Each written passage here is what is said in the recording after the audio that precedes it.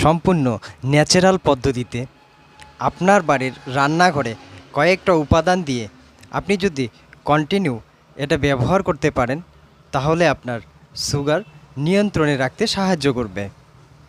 আপনাকে শুধু জাস্ট কয়েকটা জিনিস লাগবে। আপনার রান্নাঘরের যে উপকরণগুলো আছে, 1 ইঞ্চি দারচিনি নেবেন, দারচিনি, একটা লং, ছোট এলাচ একটা গোলমরিচ, 3টা মেথি দানা।